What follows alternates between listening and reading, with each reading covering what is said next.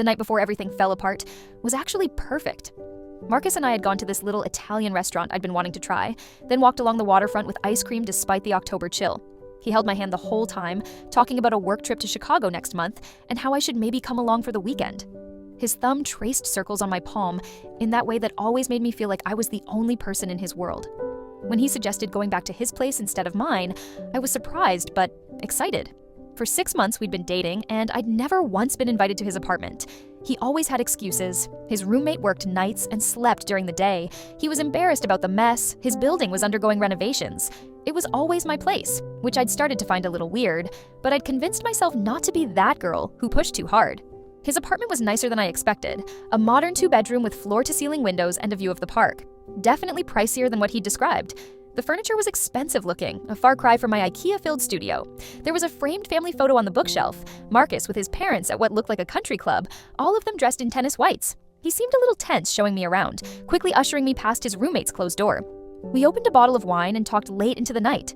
When he kissed me in his bedroom, it felt meaningful somehow. Like finally being invited into this part of his life was a step towards something more official. I woke up early the next morning, carefully untangling myself from his arms without waking him. I decided to make coffee as a small thank you for finally letting me into his space. That's when I heard the front door open. I was standing in Marcus's kitchen when I heard a woman's voice call his name, saying something about an early flight. My stomach dropped instantly. I froze with the coffee pot mid-pour, wearing nothing but his t-shirt and my underwear. Marcus was still in the shower. An older couple walked into the kitchen, the woman with perfectly highlighted blonde hair and expensive-looking jewelry, the man tall with Marcus's exact jawline. They both stopped dead when they saw me. The woman's hand flew to her mouth in surprise. She clearly hadn't expected to find a half-dressed woman in her son's kitchen on a Saturday morning. I awkwardly introduced myself as Emma, trying to tug the shirt down to cover more of my legs. The man frowned slightly and asked if I was Marcus's girlfriend. Such a simple question that I'd been asking myself for months. The label Marcus always dodged with comments about not being into titles or wanting to keep things uncomplicated. I stammered, not knowing how to answer. What was I supposed to say? No, I'm just the girl he's been sleeping with regularly for 6 months, but refuses to call his girlfriend? Marcus appeared in the hallway wrapped in a towel, looking completely shocked. There was a brief exchange about changed flights and unread text messages. I quickly retreated to get dressed, grabbing my stuff from his bedroom. When I returned, they were speaking in hushed tones that immediately stopped when I appeared.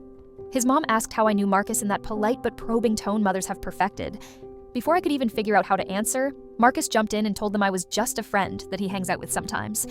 Just a friend. 6 months of sleepovers, intimate conversations, meeting each other's friends, trips together. Just a friend. His mom made some comment about needing to rest before dinner with the Hendersons that night. The message couldn't have been clearer. I needed to leave.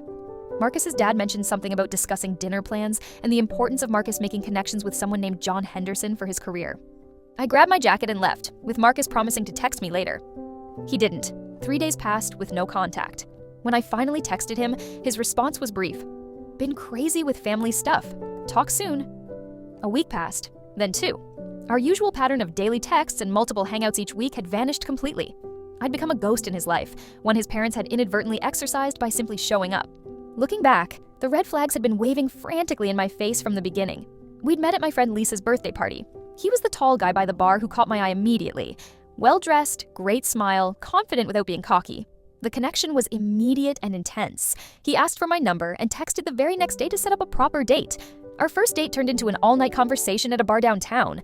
He was smart and funny, asked thoughtful questions, and seemed genuinely interested in my answers.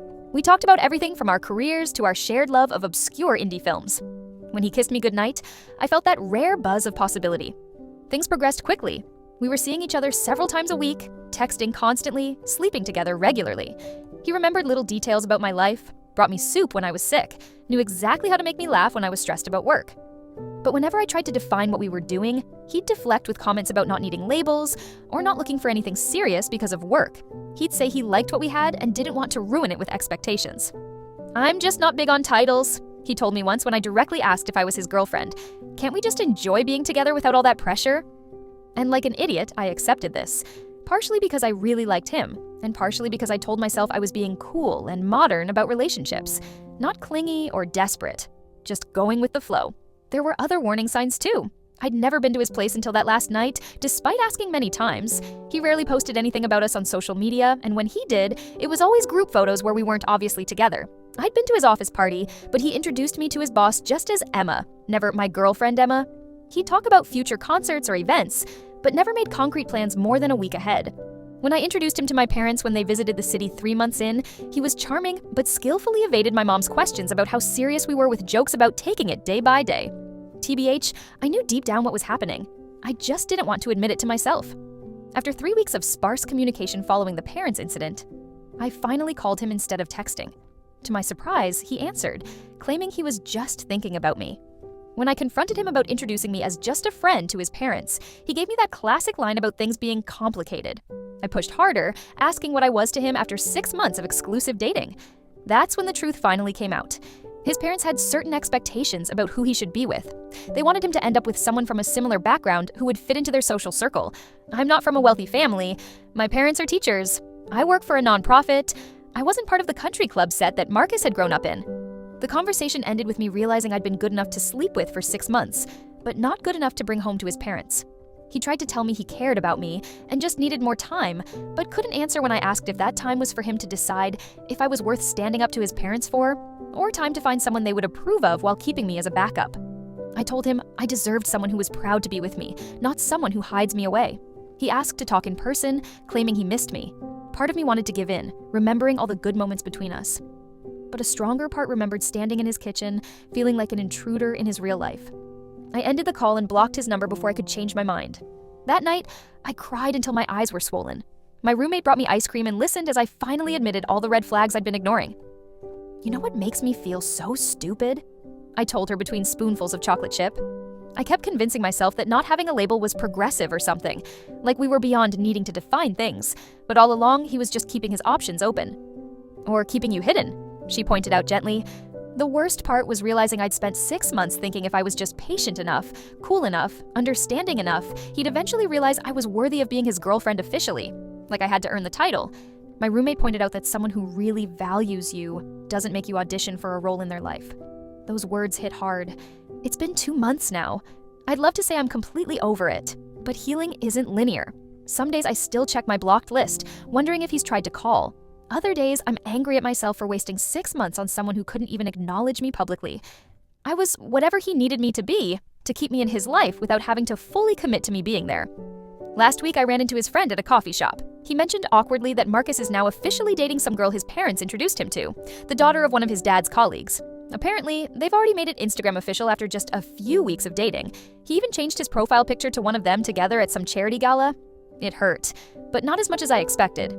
Because while Marcus was quick to label his relationship with someone his parents approved of, I've realized that the label wasn't really the issue. The issue was respect. He didn't respect me enough to be honest about his intentions or the limitations of what we could be. I'm dating again now. Nothing serious yet, but I've been upfront from the beginning about what I'm looking for.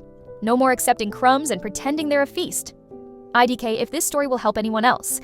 But if you're in a situation where someone is keeping you at arm's length, not introducing you to important people in their life, avoiding labels, keeping your relationship in this nebulous, undefined space. Ask yourself why. Don't accept, I just don't like labels, as an answer. Because when someone wants you in their life, they don't hide you from it. They bring you into it, introduce you as an important part of it, and make it clear to everyone that you matter. And if someone makes you feel like you're not good enough to claim publicly, remember, you're not the one who isn't good enough. They're not good enough for you. I've deleted all our pictures together, thrown away the stupid expensive cologne he left at my place that I used to smell when I missed him, returned the books he lent me to a mutual friend, cut off all the ways I could torture myself with reminders. The only thing I kept was a lesson. Never again will I let someone make me feel like loving me is something to be ashamed of. Wow, this blew up overnight. Thank you for all the supportive comments and awards. To answer some common questions, no, I haven't heard from Marcus since that phone call. He tried texting from a friend's phone once, but I didn't respond. Yes, I've learned that his new girlfriend comes from a wealthy family with connections his parents approve of. To the person who asked if I regret blocking him, absolutely not. Cutting contact completely was the only way I could move forward without getting sucked back in. When someone shows you who they are, believe them the first time.